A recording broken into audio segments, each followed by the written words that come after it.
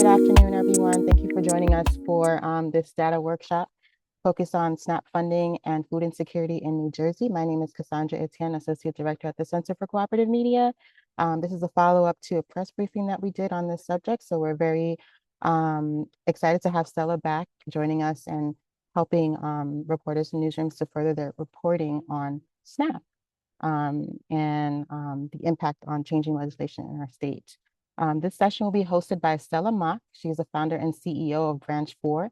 It's a nonprofit organization strengthening local journalism through data and technology. Their programs and services empower newsrooms to grow their audiences and produce fact-based, high-quality reporting that keeps communities informed, connected, and resilient. And for those of you who are on the call, we'll also have the opportunity to learn more about Branch 4's new local data lab. This is a program that pairs local newsrooms with skilled volunteer coders to strengthen data-driven journalism without the cost of hiring technical staff. And without further delay, I'll pass it over to Stella Mach. Thanks so much, Cassandra. I'm going to share my screen. All right. So, thanks everyone for joining me today. I see some familiar faces, which is great. As Cassandra mentioned, this data workshop is for analyzing the impact of SNAP program cuts, specifically in New Jersey. So the One Big Beautiful Bill, which I'll refer to as the OBBB for short, it enacted a lot of changes to the federal SNAP program with the intention of reducing the number of SNAP participants and reducing the SNAP benefit amount. So this webinar will show you where to find local SNAP data in New Jersey.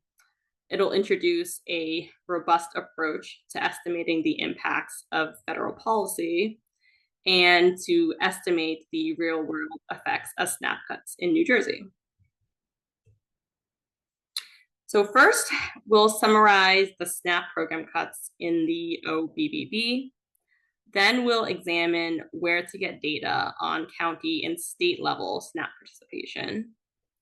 Next, I'll explain how to use that data to estimate the effects of SNAP cuts on statewide participation. After, I'll detail the steps that you can take to measure the impact of cuts in your local county. After, I'll switch to introduce Branch 4's local data lab, an exciting new program where we're providing 4 New Jersey newsrooms with free data journalism support for 6 months. And at the end, we'll have time for questions. So let's get started. So a little about me. I founded Branch 4 last year to use my data and coding skills to strengthen local journalism. My background is a little bit different from most journalists. I have a decade of experience as a data scientist across the finance and consulting industries. So my core strengths are really data, coding, and technology. Branch 4 is a nonprofit organization that provides data-driven programs and services to help local fact-driven newsrooms grow their audiences. Our core services include audience development, where we use quantitative, data-driven methods to help local newsrooms define, understand, and reach their target audiences. There's data journalism, where we provide data and analytics support to help local newsrooms publish compelling, data-driven stories and investigations. And we provide technical trainings like this one, where we give free trainings to help journalists help report on data-heavy topics. All right, so as you all know, the OBBB had a lot of cuts to the SNAP program. So before we can really assess the effects of the cuts, we have to understand the cuts themselves and when they're implemented. So the SNAP program cuts, they're widely expected to reduce the number of people participating in the program, but also to reduce the SNAP benefit amounts. So the biggest change was the work requirement for able-bodied adults without dependents, which the Congressional Budget Office estimates will reduce monthly participation by about 2.5 million or 5.7% nationwide from 2025 to 2034. So states were expected to enact this change in July 2025 when the bill passed. But there was this 120-day exclusion period where states could push the implementation to November 1st without any penalties. Another program change with a 120-day exclusion period is the permanent resident eligibility. Specifically, that citizens and non-permanent residents can't participate in SNAP. The CBO estimates the estimated nationwide impact of this change to be pretty small, kind of minimal. Monthly SNAP participation would decline by about 90,000 on average, or by about 0.2%, sorry. So with both these changes enacted at the same time, the work requirement has an enormous impact on participation compared to the permanent resident eligibility. The OBBB had 3 changes that solely expected to reduce the SNAP benefit amount, so the amount that SNAP participants get each month. So starting in July 2025, participants can't deduct internet expenses from their housing costs. Also starting in July 2025 is households without elderly or disabled members can't use energy assistance to determine net income. And starting in October, the Thrifty Food Plan annual increase is capped to national CPI. So at the state level, there are huge changes that will impact SNAP program administration. So starting in October of this year, states will have to cover 75% of SNAP administrative costs, which is up from 50%. And starting in October 2027, states will have to cover the cost of SNAP benefits up to 15%, depending on the error rate. So the CBO expects states to have different reactions to these changes, but on average, they expect states' reactions will both reduce the SNAP participation and reduce the benefit amounts. So in summary, there are huge changes to the SNAP program, as you already know. And the implementation has staggering dates. They don't all occur at the same time. And the estimated nationwide impacts are huge. But of course, I think we all know that estimates in general, they're just estimates.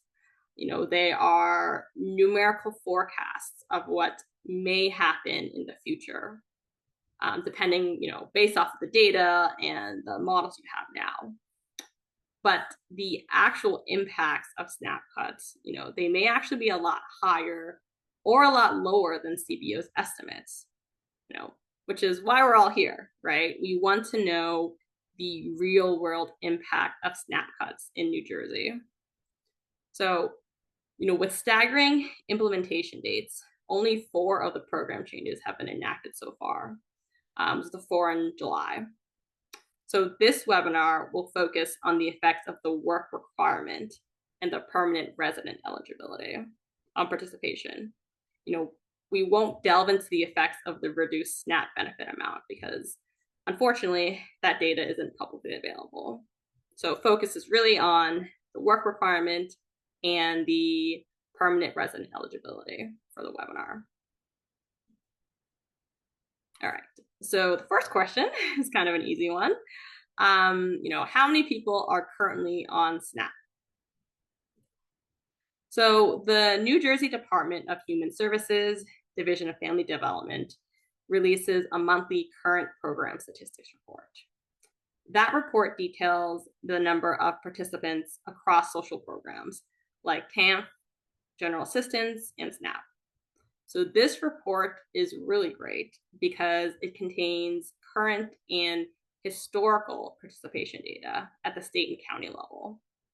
It also shows participation across groups like adults, children, people aged 60 plus, those with a disability, and households.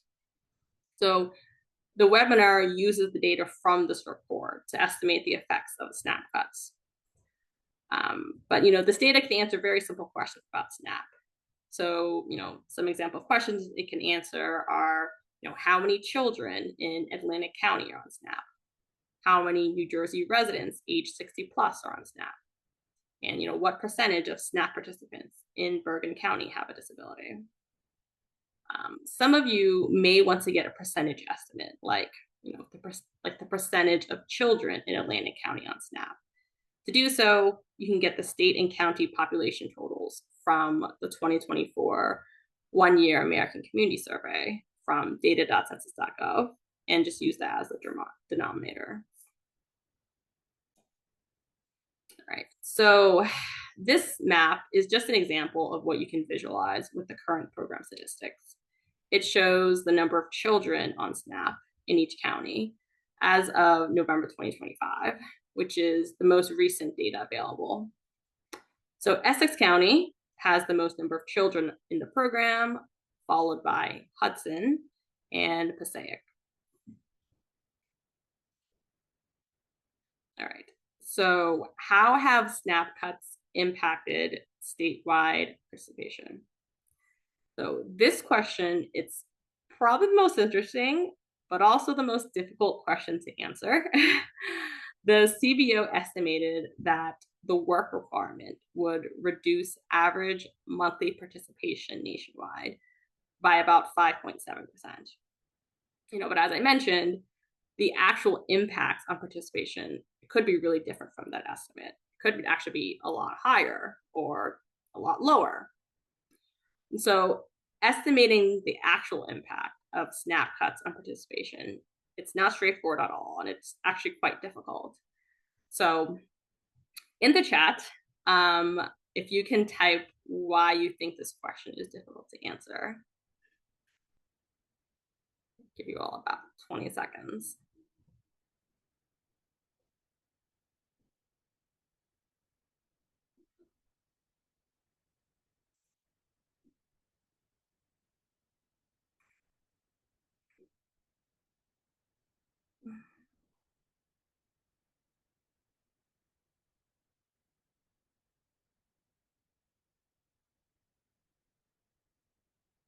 I like the answers coming in. I appreciate the honesty, Assad.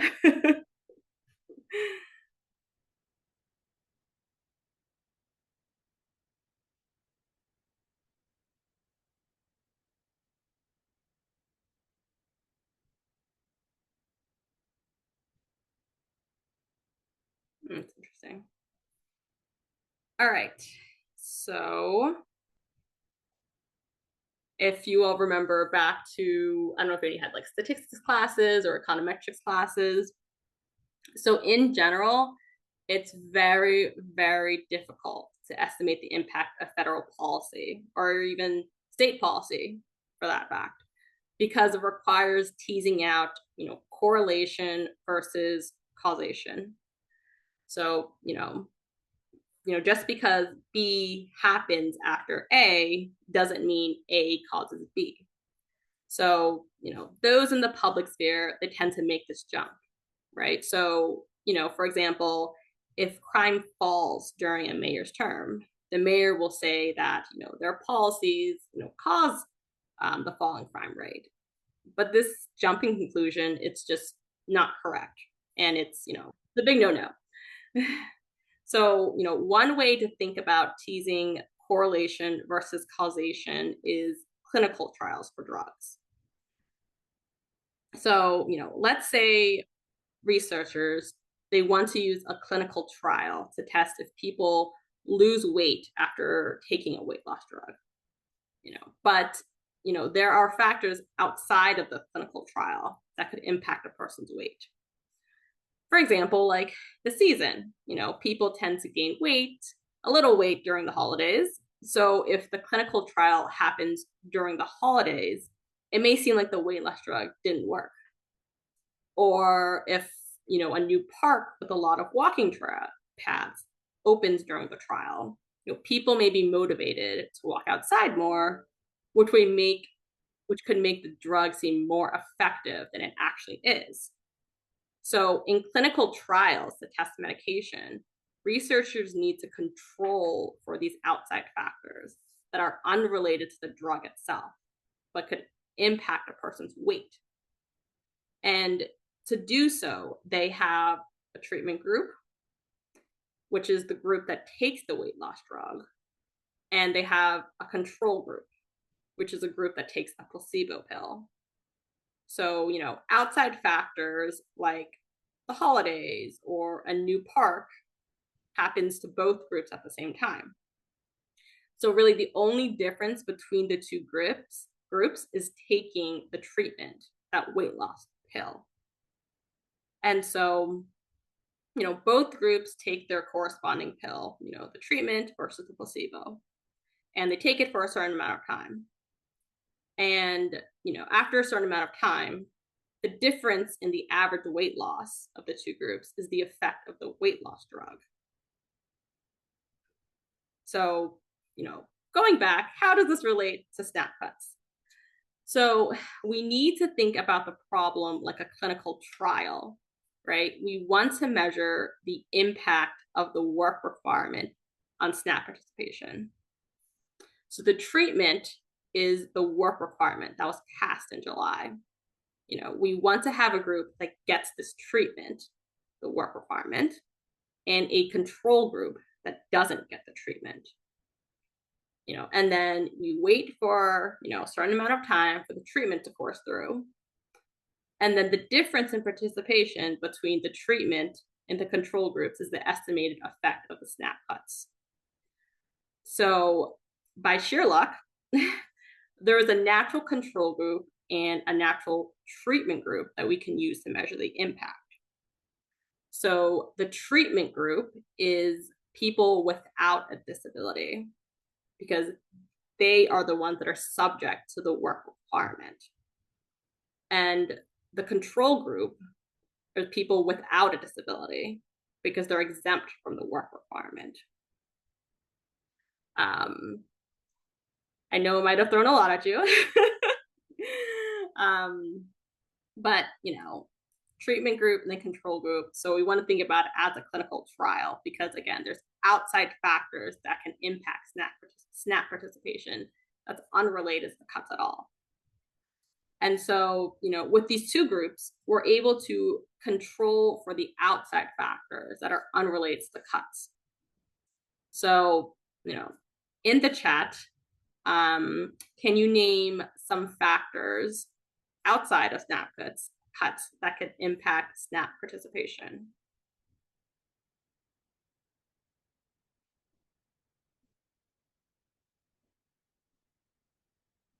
Give like 20 seconds.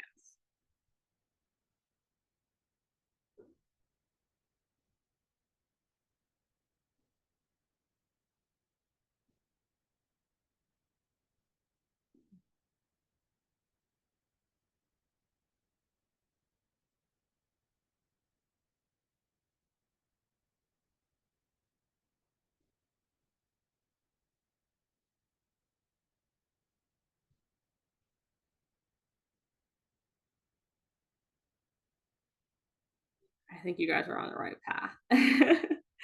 So one factor that can impact SNAP participation is population growth, right? So if a lot of people start moving into New Jersey after the SNAP program cuts, that could increase participation because there's just more people in the state. But it doesn't mean that the cuts cause participation to grow. Another factor I think Assad and Bunny, you guys referred to, is economic growth, right? So if the economy picks up, allowing people to get higher wages or new jobs, then participation would drop because they don't meet the income requirement anymore. And then there's also public policies, right? So if the governor increases the minimum wage, for example, then some households would become ineligible for SNAP and participation would drop. So, with these two groups, we're able to control for these potential outside factors. So the left graph shows, the participation growth trend of our treatment group across all counties from June 2025 to November. The participation levels index to June's participation level because that's the month before the bill passed. And with indexing, we can interpret the graph like this. So the lines below 1, the line that below that, thick black line, mean that participation dropped for those counties since the bill passed relative to June's level. And then lines above 1 mean that SNAP participation level grew for those counties relative to the June level. And so from this left graph, we see that, participation, was kind of volatile a few months after the bill passed. But by November, the 5th month, most counties' participation level dropped relative to June's participation level. And then in contrast, the right graph, it shows our control group, which are people that are disabled, again, because they're exempt from the work requirement. So the right graph has the participation growth trend of disabled SNAP participants in the same time period. So, the lines in this graph, they show a clear kind of upward trend above 1, right?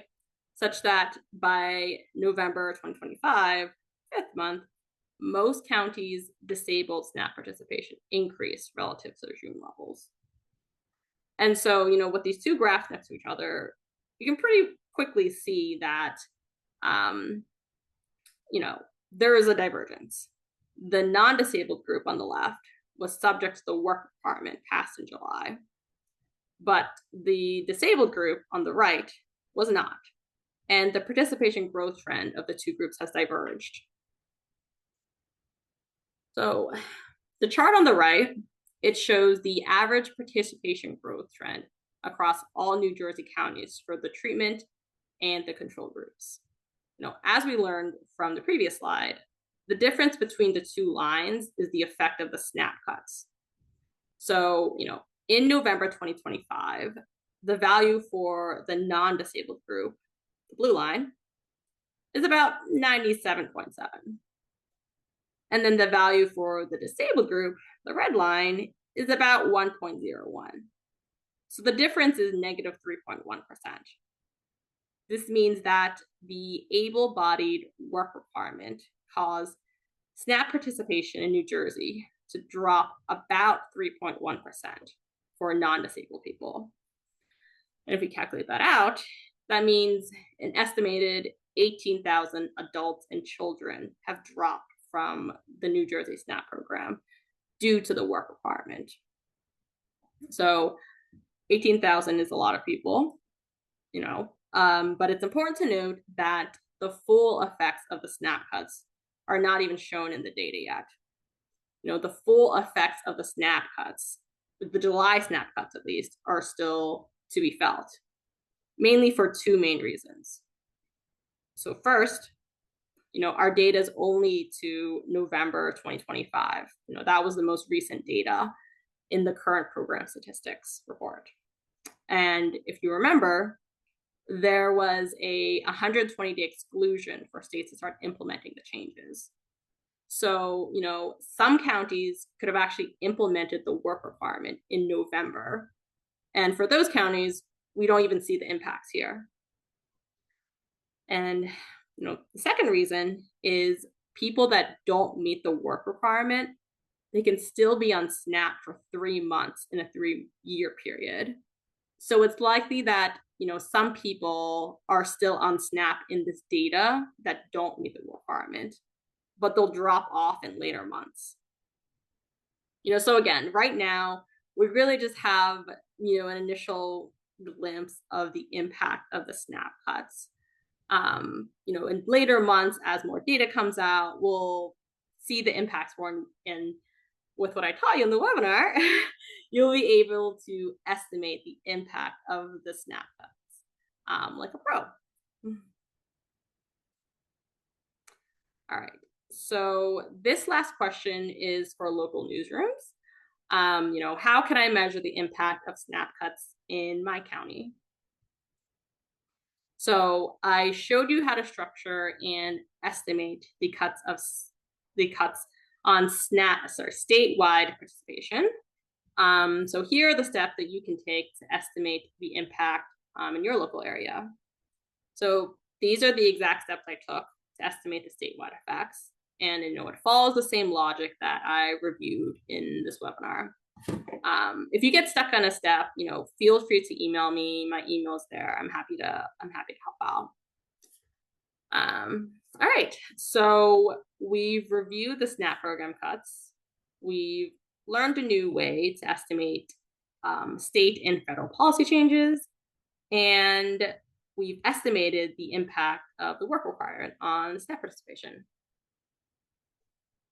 So for the next 10 minutes, I'm actually going to do a huge pivot and introduce you all to Branch 4's new local data lab.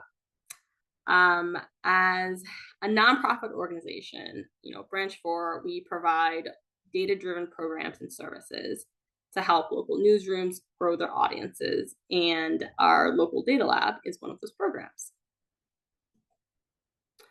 So the local data lab provides local newsrooms, data, and analytics support to help grow readership and engagement. We all know that stories with compelling data visualizations and interactive elements tend to attract and engage more readers. But a lot of local journalists, they don't have the technical background, and hiring technical staff is really expensive. So our local data lab solves this problem by providing local newsrooms expert data and analytics support so that data and technology products are integrated into daily reporting. So our lab pairs talented volunteer coders with local newsrooms for an ongoing collaboration that tests new ideas, builds informative tools, and publishes innovative data-driven stories that grow audience engagement. Through the lab, newsrooms will get, faster publication of data-heavy feature and investigative stories. They'll get, consistent use of data and technology products and news coverage. And they'll also get engaging data visualizations and tools that increase audience engagement. So for example, the lab can estimate the effects of SNAP cuts in your county, and we can update the estimates as new data are published and as new policies become enacted. Our first round of the local data lab, it starts in March, and we're excited to offer free participation for 4 New Jersey newsrooms for 6 months. The application link is on the slide. We have talented volunteer coders that are passionate about supporting local journalism, whose work will be supervised by senior data scientists. So, we're very, very excited about the program, very excited about the stories we'll produce, and we hope that you apply. The next few slides will show some things that the local data lab can build and implement. So first, we can pull, clean, and analyze data for investigative or feature stories and make engaging visualizations. So for example, we've analyzed business permits, food inspection violations, firefighter and police officer compensation, and more. These graphs are some example visualizations we've made after pulling and analyzing data. The published visuals, they're interactive, so your audience can click and play around with them. And the lab can also create interactive tools. So this is a demo SNAP grocery planner, with SNAP benefits being reduced. Participants, they have tighter budgets for groceries. And this simple tool that allows people to plan their grocery list and see how much they can buy with their SNAP benefit amount. So I'm just going to go ahead and look into that. So here, users can select the town that they live in and enter their monthly SNAP benefit. And on the right side, there's different categories of produce, and they can enter their the amount that they want to purchase here. Say 10, I don't know, 5, just typing random numbers, 4. And then this left side here, it'll sum up the total grocery amount, and it'll tell you if you're over or below your SNAP benefit. So in the prices here are sourced from an actual grocery store in Trenton, New Jersey. And the lab can update the prices weekly so that we have this, ongoing grocery planner for readers to use. So, this is an example of, a cool, simple tool that we can create in the lab. And then a really awesome tool that we can implement in the lab is Quiz the Vote, made by Evan Wylog and Sandra Fish. And Sandra's on here now. So I don't know, Sandra, if you want to make any comment or if I can just go ahead. Go ahead and demo this. But, Quiz the Vote, it's a fully customizable quiz that aligns voters with candidates based on policies and issues. So this is just a demo of the tool. The questions in candidates are hypothetical and they're for demonstration purposes only. So, these questions here can be customized for your locality based on the most pressing issues. So, what is the top issue facing the city? You can say crime. How should the lack of affordable housing be addressed? What's the best way to pay for better parks and recreation services? Just kind of clicking through. What's the solution to homelessness in the city? So again, a lot of different questions. The questions are customizable. The options are customizable. And I think this is really cool. You can rank topics by importance. So, which topics are most important. So you have, you can say the environment, economy, healthcare, maybe general values, and then education, and see results. And then at the very end, it'll show you a ranking of candidates that most closely aligns with your view and gives you a percentage based off of your answers in the quiz. So I think it's pretty cool, and at the lab, we're really excited to help implement this tool for the participants in the local data lab, especially for the midterms coming up. And that's really all I have. So thanks so much for listening. I'm happy to take any questions now. All right, folks, we can drop them in the chat, or if you want to raise your hand or whatever, we'll go one at a time as we get them. I have a few in the chamber that I'd love to dig into, but I want to give everybody an opportunity. That was only 33 minutes, so that was short, sweet, to the point, very efficient. Anybody want to go first? You can either wave at me or you can use the raise hand feature. I would love to hear from Sandra, since you built that tool, what that process was like. Oh, no, we can't hear you, damn. Even though you just unmuted, it's not coming through. At least, can somebody confirm? Yeah, I can't hear either. No. Oh, There we go. Now we're back. Now you're there. actually, Evan did all the hard work. So, he did all the programming. It's been an idea that I've had for a while, and we have gradually refined it. We did a couple of, and maybe I'll share the links in the chat. We did a couple of pilots in the Aurora, Colorado City Council meetings with the council candidates with the Aurora Sentinel, and then the Denver Public Schools with Chalkbeat, Colorado. And I feel like those worked out pretty well. And it does, one of the things that I'm more interested in, it takes preparation. You need to be thinking about at least a couple of months, if not 3 or 4 in advance. What are the issues that your audience faces and what is important to them? I think one of the ways that I would go about this is developing those questions that you're going to ask candidates and ask them either in real life or via a Google quiz. And then you can build the quiz based on candidate responses. I mean, there are some candidates I've interviewed who don't even answer the questions, but then you send the quiz back to them and they've got to have an answer. And it worked pretty well for Chalkbeat and Aurora, and I'll share those in the chat.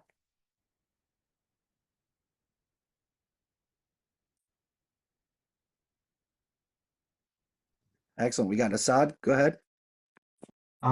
With regard to tracking SNAP participation, I guess I'm wondering how that works. I think my assumption was that it would be similar to the process of participating in SNAP would be similar to like participating in Medicaid, for example, where you register at the start of the year and you're kind of on it for the whole year and have to renew. But it seemed like from the charts, participation was changing month by month. So I was just wondering how the participation is measured and kind of why it's changing month by month. Yeah, so from my understanding, it's once you're approved for SNAP, you're on it for like 12 months, right? But every month, people can apply for it, right? Let's say you're new to the state, you can apply for it, or your income drops, you can apply for it. And you also have people dropping off and apply for it. But then with the work requirement that was passed, households that were on SNAP, then they had to provide documentation if they met that work requirement or not. So, at least for the counties that, chose to implement it early, like, immediately the households had to provide documentation for that work requirement. And so that's why you're seeing that change, right? But so they're, technically they are still on the 12-month, but that's a new requirement that basically hit once those counties implemented it. Okay, that makes sense. Thank you. Mm-hmm.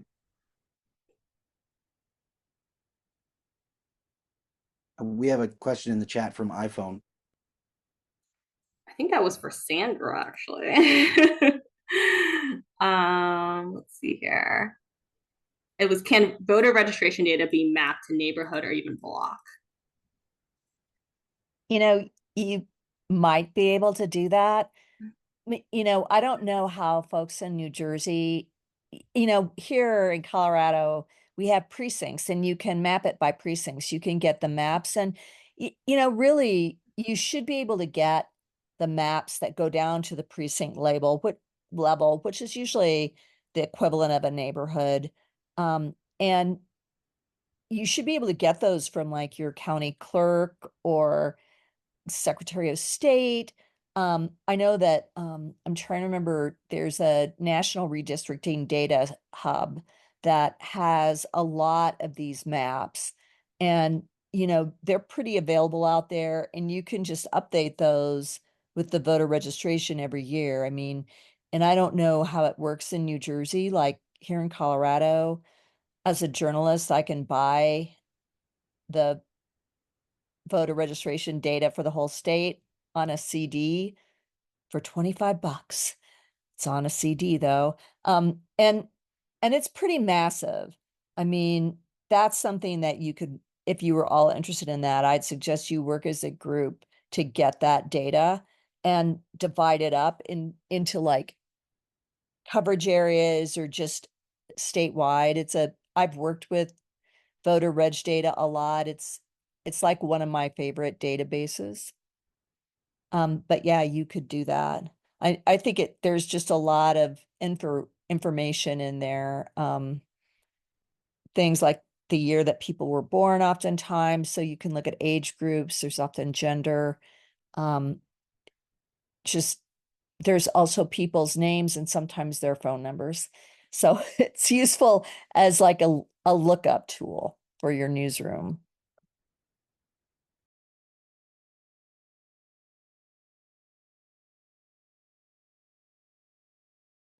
Anybody else? Awesome. Can I ask a question, Stella? Do you mind? And then we just got a data reporting legend who's joining us now, Colleen O'Day. So everybody knows her, I'm assuming. But my question is, what kind of, see if I can phrase this right. I've recently discovered, or somebody mentioned the concept of like a one-way door with this kind of work, where you're making a decision early on or at some point in the process, whether it's a database schema or some type of architectural structural decision that is a one-way door, in that it is more difficult to go back and undo those changes or to choose a different path once you've already committed to it. And I wonder if you are aware of any, or if that makes sense, first of all, and if that is something, if there are any common one-way doors or decision points in doing this kind of work in your experience that we should know about or look out for, that'll save us a lot of time having to undo or retrace our steps later on the process. Yeah. I feel like you're just asking about my general background, which is kind of funny. Well, that too, whatever you got to bring into it. But yeah, I get really scared with data stuff because I worry that I get confident. I think I have the right data set or the right schema or whatever. And then, down the line, I'm like, oh, wait, I should have done this. And now I have to refactor everything and all that. Yeah, no, I mean, it's true, right? Basically, for any type of infrastructure. So if you set up like a database and you lay it out initially, but then something changes down the road, it is a lot harder to change it. But that's also similar to if you have like a software program, you develop an application, and then you think it's going to work this way, but then people tell you they want something else to do. They want to do something else. So that's true, completely true. I'd say the biggest way to avoid or try to avoid the problem as best as possible is basically talk to different users of it, right? Talk to different potential users, talk to different stakeholders that are interested in using it or interested in what it can do. Because the more people you talk to, then you'll get different opinions, you'll get different suggestions, and it'll really help you think about, the uses of it, not in the next year, but in the next 5 years. So that really helps. Awesome. Sucks that your response is I have to talk to other human beings. Not my favorite thing.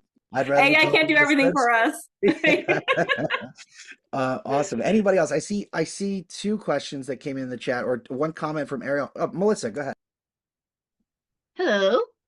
My question is, are there topics or reporting subject areas that lend themselves more to data stories as we're thinking of how to think about how to best use your service? I mean, I think there's a lot, right? So, my background isn't in journalism, right? So I feel like for me, I think there's a lot of data that can be used for stories. Journalists might be like, no, that's not true.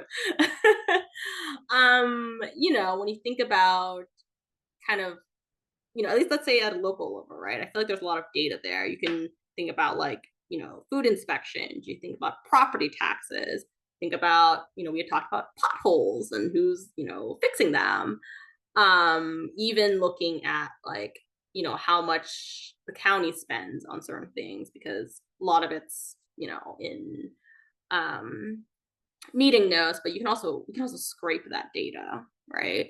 And so, I feel like stories that have numbers, stories that have where the data is kept somewhere, there's definitely something that we can do with it, right? Or we can also do things that are upcoming, so that are relevant to upcoming things. So for example, there was the Super Bowl, and a lot of money placed in sports betting, right? So maybe we could find data to see how much Yonkers spent or lost in sports betting in the Super Bowl. That's interesting, right? We just have to find the data, see if we can get that. So I feel like a lot of this is really thinking, it's the outside the box. It kind of is thinking about outside the box, thinking of things that are relevant to people. And there's a lot more data out there that people think, right? Like, for example, every month there's unemployment data at the local town level. And so, but I know a lot of local newsrooms don't report on it. But it is interesting. It's relevant, right? The unemployment rate in my local town. So does that help? Yeah, and so for the lab, we can brainstorm ideas too, right? Because there's obviously the journalist side where, there's a bunch of interesting things we want to work on. But for our side, there's things that we think are interesting and we can send ideas as well. So it's really a collaboration. Anything else that you want to tell us about the lab? I'm really interested in this, and I want to give you Yeah. a chance to sort of just, go through it, like, because it sounds like a really cool program, and I'm Mhm. sure what people here are interested in learning like more about it. Free reign, go for it. Yeah. I mean, I feel like everything's when I send the slides, but it's basically, my background again is in data science, it's in coding technology, and so I want to bring that to newsrooms, to local newsrooms, because I know most of you don't have the technical background, most of you don't have the time to work on this stuff because you're busy.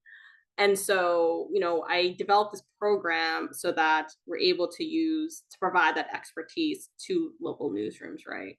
We have a lot of volunteer coders that are really ready to help lend their skills and their time to produce interesting stories and tools. So, it is really an ongoing collaboration. It's a place to really test new ideas, test what type of products are interesting for your audience, what type of data-driven content is interesting, with the ultimate goal is we want to help you grow your audience, we want to help you grow engagement, because we know local news is important and we want to support that. So that's kind of my quick spiel. But of course, I'm happy to answer any questions on it. I think Phil had a question. He says, how challenging is getting data programming support? How to participate? Are you talking about in the lab in general, or Phil's here? Maybe here in New Jersey, specifically, teaming up with particular news organizations, maybe? Are you referring to like New Jersey newsrooms doing coding? Like at the newsroom level, or? So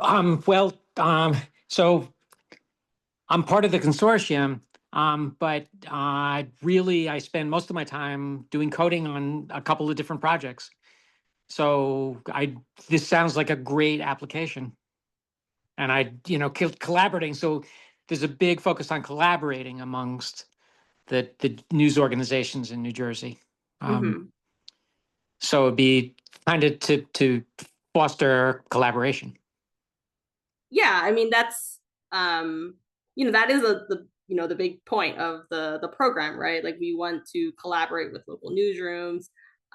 We have again our volunteer coders, and we're doing this through the Center for Cooperative Media, right? Because you all sponsor collaboration. And how we're doing the program is we're trying to match the coders with newsrooms that they're familiar with.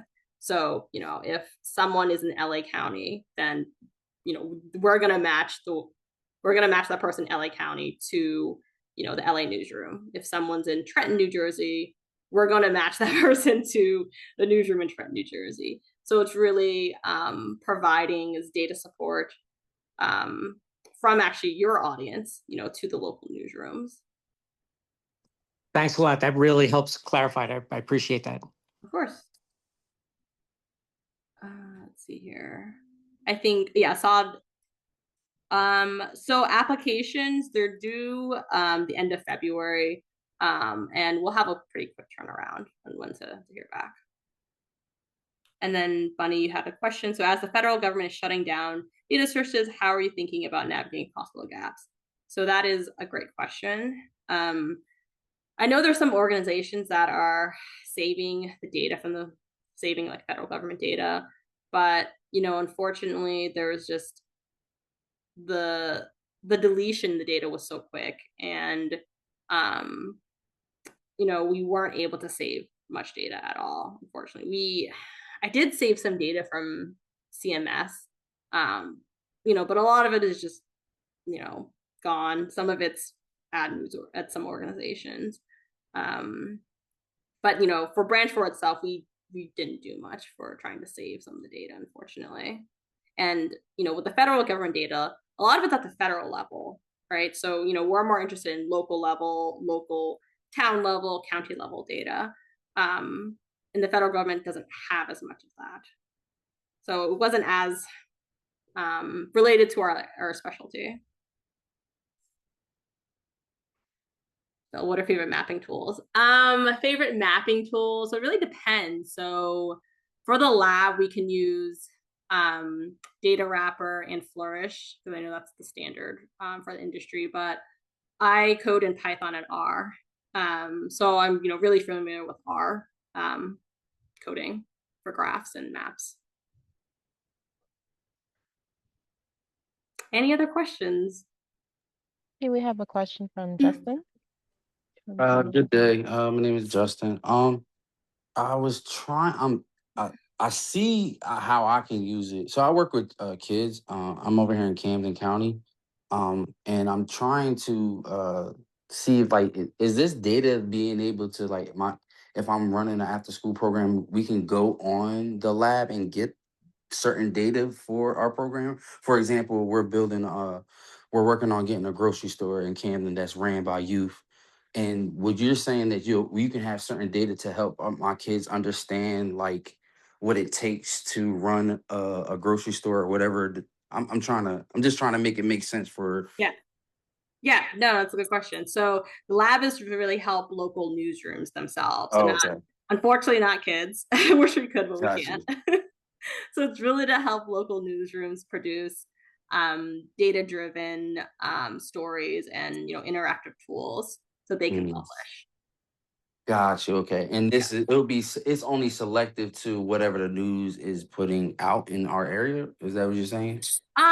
Well, we can use publicly available data, right, to help produce different stories. So, there's a lot of data at the town level, county, even the state level, and just in different organizations that we can use to create different stories.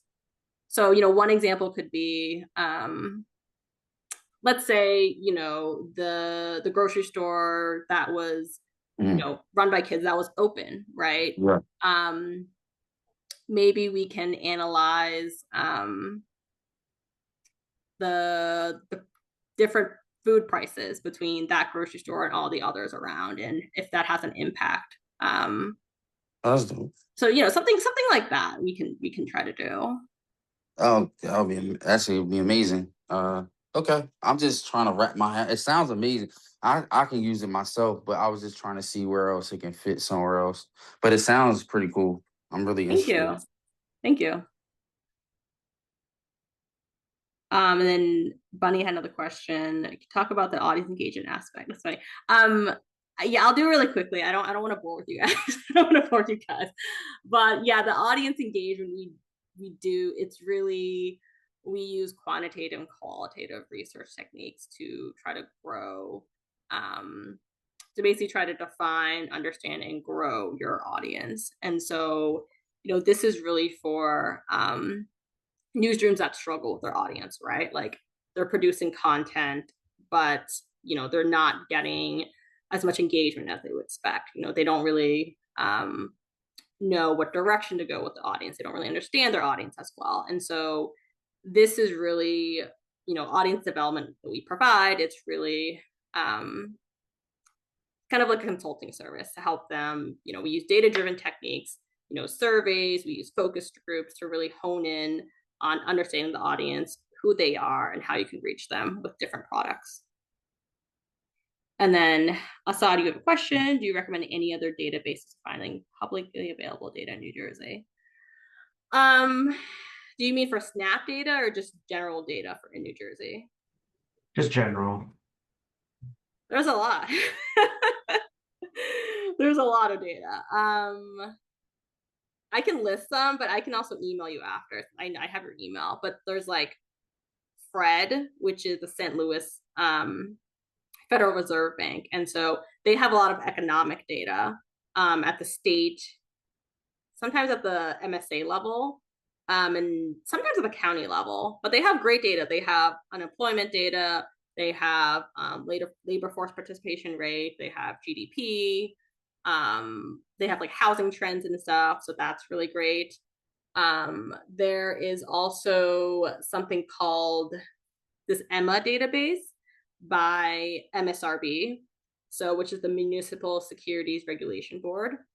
So basically, whenever a local entity, if they issue a bond, then that is recorded there, right? So recorded when it was issued, the amount, the coupons, and then also like credit ratings for like towns and like school boards. So that stuff is really interesting because like I know Montclair, the school board, they issued, I don't know, I can't remember how many millions of dollars in bonds that they issued this past year or last year, but they issued a lot in bonds, and I'm not even sure if most town people know about it. So it's interesting, right? Because there's these bonds that are issued for hundreds of millions of dollars, but a lot of people don't even know about it. And you can get that data, easily, publicly, and you can get the credit rating. If the school has a lower credit rating, then that means they have to pay more in interest, and so that's more taxpayer dollars that's going to pay off this bond. And so, I think it's interesting. Again, like I have, more of like a data econ background, so this stuff is interesting to me. But I can send you some other things separately. Any other questions? I know we're close to time. Thank you so much, Stella. This is great. Of course. Yeah, but so my email is on the slides. I think they might be in the notes that come out, but feel free to email me separately and we'll chat.